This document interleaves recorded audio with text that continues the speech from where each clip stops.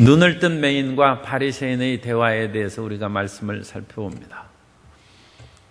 이 말씀의 요지는 맹인은 기필코 예수님께서 내 눈을 뜨게 했다는 것이고, 바리새인은 안식일을 범한 예수님이 눈을 뜨게 한 것이 아니니 너는 그 사실을 말하거나 선포하지 말라는 것입니다. 그래서 예수님을 드러내는 것을 핍박하는 시대가 다가온 것입니다. 예수님이 그리스도고 내 눈을 치료하시고 하나님께로부터 온 자라는 것을 금하는 시대가 지금 가까워오고 있고, 그것이 더 강하게 일반 사람들에게 부딪히고 있다는 것입니다. 유대인들에게 있어서 민족적 정체성이 포로로 붙잡혀가서 나라가 망한 후에 등장한 것이 할례와 안식일입니다. 이스라엘이 민족답게 우리가 하나님을 믿는 백성이요 히브리인으로서 이방 족속 가운데 흩어져 살아갈 때 우리가 우상을 섬기는 이방 민족과 다른 것은 무엇이냐? 우리는 할례를 받았고 안식일을 매주 지키면서, 할례야 일생에 한 번입니다만 안식일은 매주마다 신앙을 확인하는 것이죠. 우리 한국 사람이, 한국인의 정체성이 뭡니까? 옛날 일제강점기에 일본 사람들이 내선일체를 주장하면서 사실은 조선 사람을 2등 국민으로 그와 같이 만들고 조선의 문화와 모든 언어를 말살하는 정책을 썼습니다. 그래서 학교 다니는 사람들에게 일본말을 쓰게 하고 한국말을 쓰면 화장실 청소를 시켰다고 얘기를 합니다. 말이 사라지면 대부분은 민족이 사라집니다. 언어가 그 민족의 정체성입니다. 한국말을 모르는 사람은 사실은 한국인이 정체성을 드러내지 못하는 것이죠. 그럼 히브리인들은 어떻습니까? 히브리인은 포로 이후에 히브리어가 사어로 사라져버립니다. 그리고 히브리어보다 더 광범위하게 사용한 것이 아람어입니다. 예수님께서 달리다쿰 하시고 엘리 나박 사박다니 하신 그 말씀도 히브리어가 아니라 아람어입니다. 아람어하고 히브리어는 사촌 언어이기 때문에 유사한 것이 있지만 성경 언어는 아닙니다. 성경 언어의 히브리어는 성경에만 있는 그런 언어가 되었고, 일상의 용어는 아람어로 바꿨어요. 민족적 정체성이 사라진 것입니다. 아람은 어떤 나라입니까? 북쪽에 있는 시리아, 오늘날 영어 성경에서 시리아라고 하는 그 나라가 아람입니다. 그러니까 이스라엘하고 시리아하고 지금 폭격하죠. 엊그제도 그 뉴스에 보니까 이스라엘이 시리아를 폭격할 때 시리아에서 러시아제 그와 같은 미사일을 사들였는데 그것을 사용을 안 한 것이 이상하다는 그런 얘기가 나왔어요. 지금도 이스라엘이 시리아하고 전쟁 중입니다. 무수하게 폭탄, 그 시리아의 옛 이름이, 성경적인 이름이 아람입니다. 그런데 적국의 언어를 쓰는 거예요. 그러면 이스라엘이 어디 있습니까? 이스라엘은 사라져버리고 시리아가 되는 것이죠. 아람이 되는 것이죠. 우리나라 사람이 한국말을 잃어버리고 일본말을 쓰면 일본 사람이 됩니까? 그럼 어쨌든 일본 사람처럼 이제 되어서 살아가겠죠. 그런데 이스라엘 사람들은, 히브리인들은 그렇게 안 되는 것을 만들어 놨어요. 그것이 할례와 안식일입니다. 우리가 언어를 잃어버려도 안식일을 지키고 할례를 행하고 하나님을 믿는 백성으로 드러나죠. 그러므로 안식일이 중요한 것입니다. 우리에게 있어서는 우리말을 잃어버리면 우리 신앙이나 민족적 정체성을 드러낼 것이 뚜렷하게 없습니다. 그러나 이스라엘 사람, 유대인들에게 있어서는 안식일을 지키라. 그래서 세계 영어를 쓰건 러시아 말을 쓰건 아프리카에서 살던 안식일을 지키고 할례를 받은 사람은 유대인입니다. 유대 율법을 지키는 그 표시가 할례이기 때문입니다. 그런데 예수님께서 안식일을 범하신 거예요. 그럼 예수님이 하나님께로부터 온 분입니까? 그것을 논쟁하는 것이 오늘 본문입니다. 예수님께서 날 때부터 그 보지 못하는 그 사람의 눈을 뜨게 하셨는데, 그날이 또 하필 안식일이었어요. 그래서 14절에 보면 예수께서 진액을 이겨 눈을 뜨게 하신 날은 안식일이라. 그래서 바리새인들이 조사한 것입니다. 바리새인들은 종교적 지도자이기 때문에 이 사람들이, 이 맹인이 신비한 능력으로 눈을 떴다고 하는데, 또 그날이 안식일이 되어서 눈을 뜨고 돌아다니고 그럼으로써 희한한 일이 생겼다. 어떤 사람이 그야말로 앞을 보지 못하고 살아왔는데 갑자기 눈을 뜨더니 2000규빗을 넘어서 돌아다니고 한다. 2000규빗이 안식일에 걸어갈 그 거림이 한계입니다. 그러니까 한 큐빗을 45cm로 하면 900m. 그래서 어쨌든 1km 안에 정도가 걸어 다닐 수 있는 길이지, 그 이상을 다니면 안식일을 범하는 것입니다. 성경에는 안식일을 거룩하게 지키라고만 되어 있지 1000m 이하로 다녀야 된다든지, 삭바느질해서 먹고 다니는 사람이 바늘을 들고 다니면 안식일을 범하고 일을 하는 것이다 하는 그 규정은 랍비들이 만든 것입니다. 토라의 율법을 담을 칠하는 것은 하나님의 율법을 직접 대하면, 율법을 어기면 곧바로 죄인이 되기 때문에 율법의 몇 발자국 그 앞에다가 담을 쳐놓고 그 담을 넘지 못하게 하는 것입니다. 그러니까 안식일을 지키라는 그것을 어기지 않기 위해서 1000m 이상은 걸어 다니지 말라. 안식일을 지키기 위한 것입니다. 삭바늘을 하는 사람은 바늘 들고 다니지 말라. 안식일에는 음식을 해먹고 그것으로 인하여 안식일을 거룩하게 지키는 일을 범하지 말고 미리 음식을 만들어 놓고 그걸 먹으라는 것입니다. 그런 세부적인 규정을 시간이 지나가면서 랍비들이 정하는 것입니다. 그러므로 예수님께서 예수님이 안식일을 거룩하게 지키라고 말씀을 주신 것이죠. 십계명의 말씀은 예수님이 주신 것입니다. 그런데 예수님이 자신이 하신 말씀을 스스로 어기지 않겠죠. 그러므로 예수님께서 안식일을 어기신 것처럼 보이는 것은 랍비들이 만들어 놓은 토라에 담을 친 그것을 어긴 것입니다. 예수님은 어찌 1000m가 문제냐?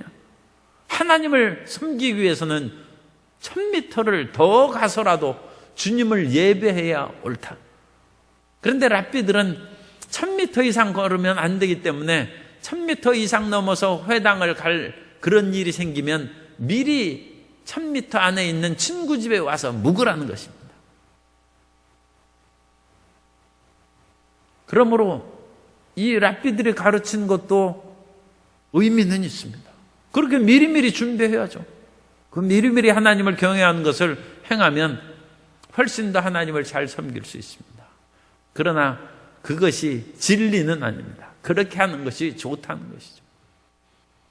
안식일에 일을 하지 말라고 했다고 해서 지금 병자가 힘들고 죽어가는데 오늘은 안식일이니까 당신에게 약을 주지 못하고, 약을 주더라도 병을 호전시킬 정도로 주면 안 돼. 나쁘지 않게 할 정도로만 줘야 돼. 왜냐하면 호전시키면 일하는 것이 되기 때문에. 예수님께서 어찌 그런 것이 있느냐? 안식일에 선을 행하는 것이 하나님의 뜻이지 어찌 죽어가는 사람이 그냥 병만 죽지만 않게 유지시키는 그런 식으로 일을 만드냐? 그런데 바리새인들도 의미는 있죠. 왜냐하면 병을 호전시키는 일까지 선을 행하기 때문에 안식일에 괜찮다면 안식일에도 병원 문을 열어야죠. 안식일에도 약을 팔아야 되고 그 사람의 생명을 증진시키기 위해서 안식일을 어겨도 되는 것입니다. 그렇기 때문에 아예 못하게 막아놓은 거죠. 그러나 예수님께서는 너희 자녀나 소가 안식일에 우물에 빠졌으면 건져내지 않겠느냐. 하물며 하나님의 자녀가 고통 가운데 있는데 어째 건져내지 않겠느냐. 예수님은 안식일의 진리에 대해서 말씀하는 것이고, 이 당시에 바리새인들이나 그 당시 종교 지도자들은 자기들이 세운 규례에 대해서 얘기하는 것입니다. 그러므로 예수님께서는 안식일의 규례를 범했지만 하나님의 진리를 범한 것은 아닙니다. 말씀이신 예수님께서 주의 진리를 범하실 까닭은 없죠. 그러나 랍비들이나 전통에 의해서 세우는 것을 어기는 예수님은 하나님께로부터 온 자가 아니라고 이 바리새인들과 유대의 지도자들은 결정을 내린 것입니다. 그러면 그 안식일을 어긴 분이 치료한 것은 인정하지 못한다는 것입니다. 그러므로 이 눈 나은 사람에게 예수님이 치료한 것이라고 인정하지 말라는 것입니다. 안식일을 범한 분은 죄인이기 때문에 죄인이 선한 일을 행할 수 없죠. 그러니까 그것은 하나님이 하신 것으로 영광을 돌리고 예수님하고 연관시키지 말라는 것입니다. 그런데 이 눈을 뜬 그 사람은 끝까지 예수님을 붙잡고 예수님이 치료했다는 것을 놓지 않습니다. 이것은 오늘날 우리에게 가르치는 말씀입니다. 오늘날 우리가 예수님으로 말미암아 어떤 유익을 얻었어요. 치료를 받고 하나님께서 취직도 시켜주시고 은혜를 주셨어요. 그런데 취직이 되어서 간 직장에서 상사가 얘기합니다. 예수님 믿고 취직되었다고 간증하지 말라는 것입니다. 그러면 저 시골로 아니면 어디 지방 그 사무실로 좌천시킬 테니까 그냥 취직했고 하나님께 영광 돌리든지 아니면 회장님 덕분에 내가 취직했다 그렇게 말하지 예수님께 기도해서 취직됐다 그런 얘기 하지 말라는.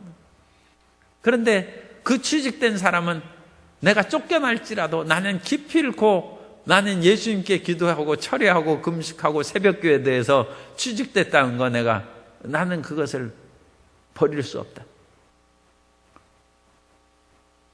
그러니까 이 눈뜬 사람을 바리새인들이 쫓아냈어요.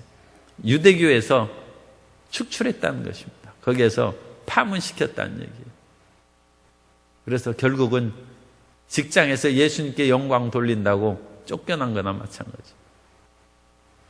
오늘날 우리가 그와 같은 그 선택의 기로에 있을 때 직장을 선택하겠습니까? 예수님을 선택하겠습니까? 이제 그 문제입니다. 그거나 마찬가지. 그래서 이 사람을 불러서 소환을 했어요. 내가 어떻게 해서 눈을 뜨게 됐느냐. 그러자 예수님께서 진흙을 이겨서 내 눈에 바르고 실로암에 가서 씻으라 하매 내 눈이 뜨게 되었습니다.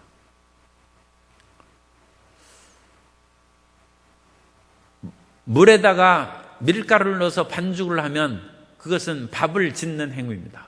안식일을 어기는 것입니다.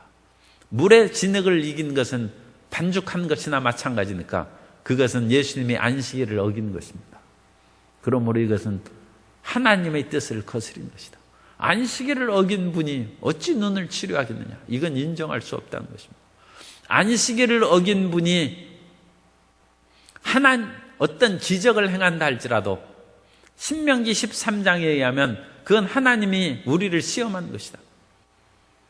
그러므로 신명기 13장에 보면 만일 어떤 선지자가 일어나서 기사를 이적을 행하고 그 다음에 그 놀라운 기적을 본 것이죠. 그 다음에 우리가 다른 신을 가서 섬기자 할 때 너희는 그 선지자의 말을 듣지 말고 그 선지자를 죽이라고 했습니다. 그것은 하나님께서 그 거짓 선지자를 통하여 너희를 시험하는 것이다. 너희가 이적을 쫓아가는지 너희 유익을 쫓아가는지 아니면 하나님을 끝까지 믿는지, 그 이적이냐 하나님이냐 그 둘 중에서 어떤 것을 선택하는지 하나님께서 너희를 시험하는 것인즉 어떠한 기적을 행했어도 말씀에 어긋난 이적을 행하거나 우리가 이적을 체험했지 않느냐? 하늘에서 불이 내려오는 것을 보지 않았느냐? 그러면 우리가 다른 신을 섬기자 하면 죽이라는 것입니다. 그럼 예수님께서는 지금 하나님에 대해서는 한 것이 아닙니다. 그런데 하나님은 말씀이십니다.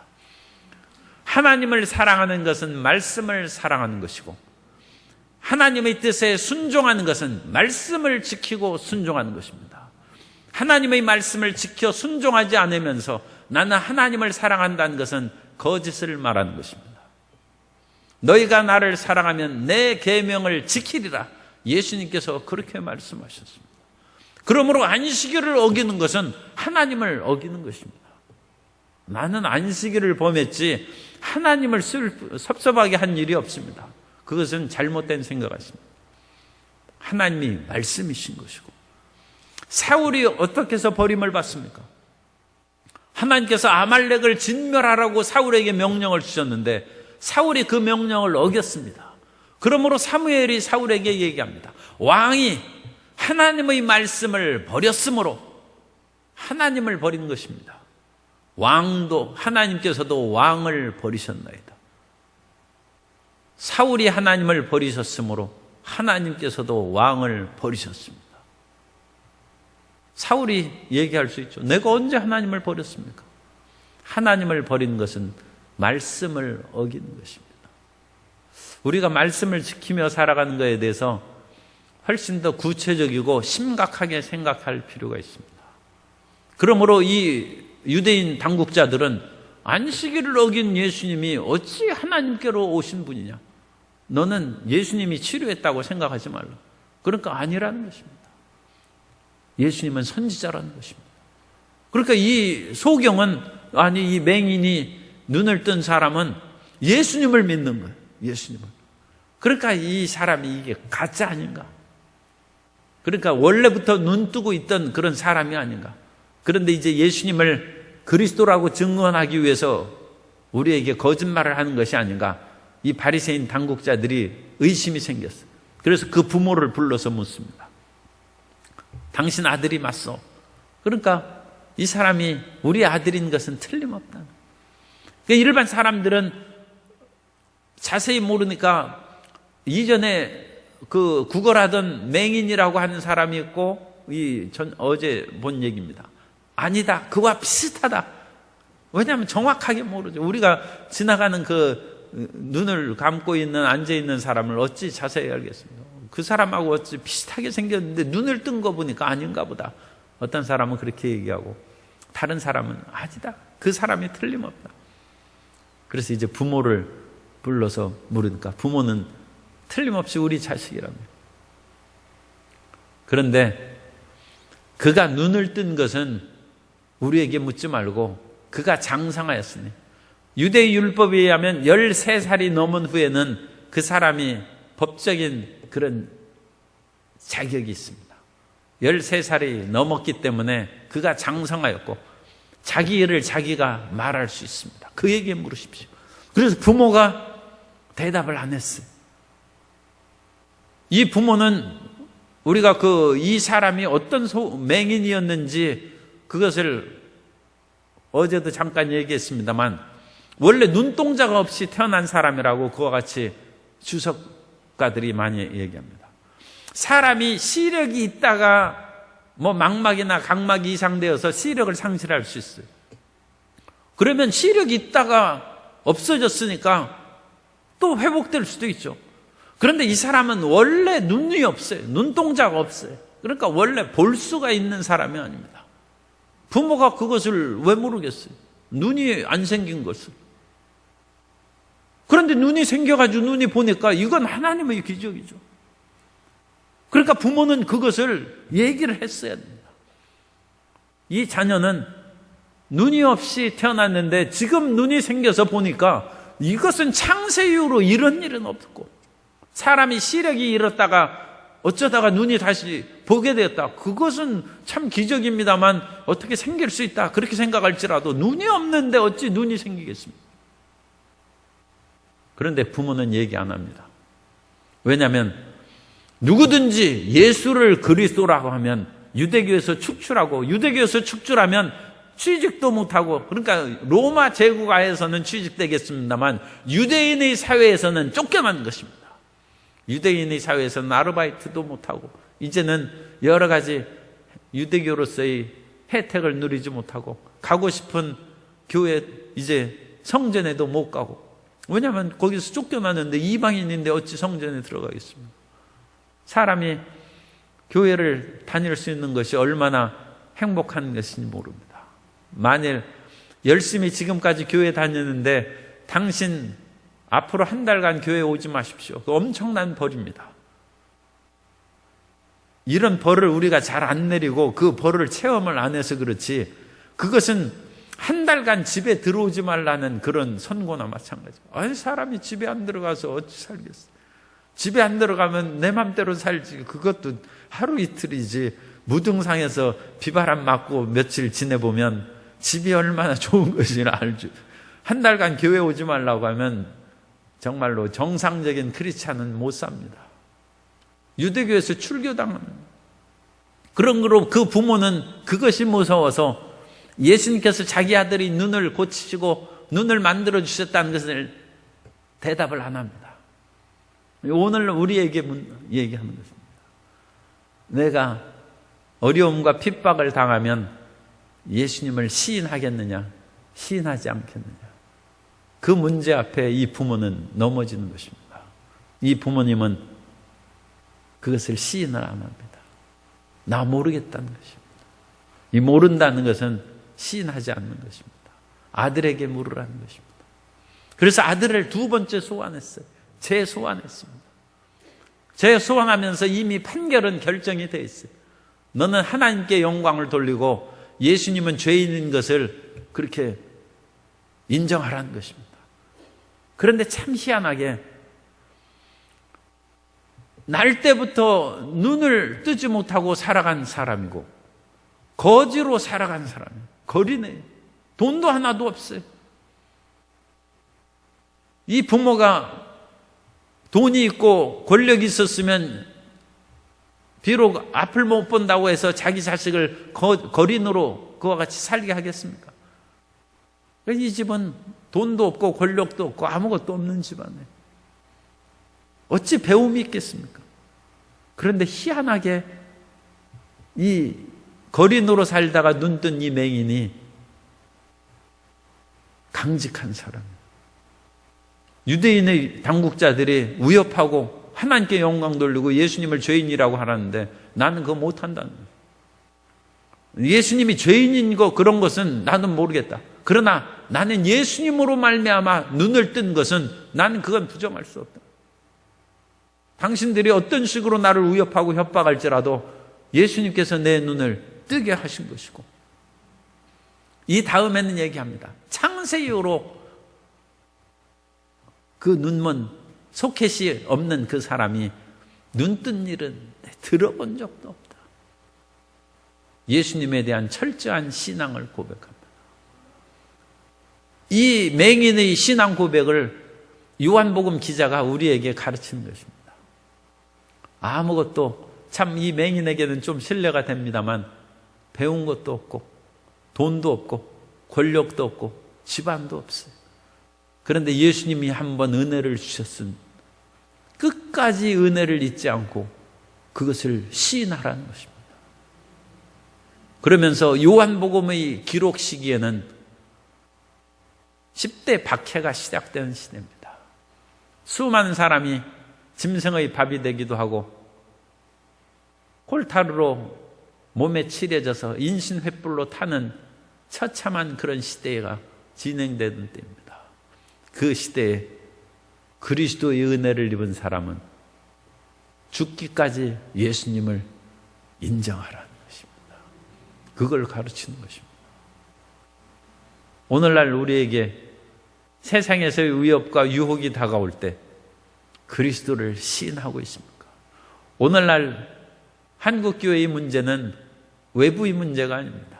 우리가 외부적으로 어떤 핍박을 받는 것도 아니고 내부의 그런 문제입니다. 우리의 신앙이 맹인처럼 올곧은 신앙을 가지고 있는 거예요. 나는 세상에서 손해를 보고 어려움이 다가온다 할지라도 그리스도 예수께서 나에게 주신 그 은혜를 나는 선포하지 않을 수 없다. 나는 그것을 다른 사람에게 얘기하지 않을 수 없다. 그런 열망과 사랑이 있는 거예요. 예수 믿는 것을, 내가 그리스도 예수를 믿음으로 내가 치료함을 받았고 아무 소망도 의지할 것도 없이 살아가다가 그리스도 예수로 말미암아 기쁨과 평안함을 얻은 것을 내가 왜 내 동료에게, 내 이웃에게 증거하지 않겠는가? 그것을 그 사람이 싫어한다고 해서 그것을 피하겠는가? 물론 우리는 지혜롭게 행할 필요가 있고 우리 삶 가운데 그것을 증언해야 됩니다만, 그런 것을 무시하고 나만 믿으면 되지, 그럼으로써 그것을 덮어버리고 있지 않는가? 그것을 우리가 생각해야 됩니다. 오늘 이 말씀하고 그 이 30절, 29절까지 있습니다만 30절부터 계속 연결이 됩니다. 연결이 되는데 그 분량상 29절로 끄는 것입니다. 원래 이 단락은 34절까지가 일단 단락입니다만 이 34절 이후도 이제 41절까지 결국은 하나의 그 맹인에 대한 이야기이기 때문에 그냥 끊어서 연결을 한 것입니다. 그래서 일단 29절까지 우리가 살펴보았습니다. 우리의 정체성, 나의 살아가는 신앙의 정체성이 무엇인가? 그것을 생각해보고 예수님께서 우리에게 주신 그 은혜를, 주님께서 주신 은혜를 잊지 말라고 했습니다. 그 은혜를 잊지 말고 그 은혜를 선포하고 그 은혜를 통해서 하나님께 영광 돌리는 복된 성도님 되시기를 예수님 이름으로 축원합니다.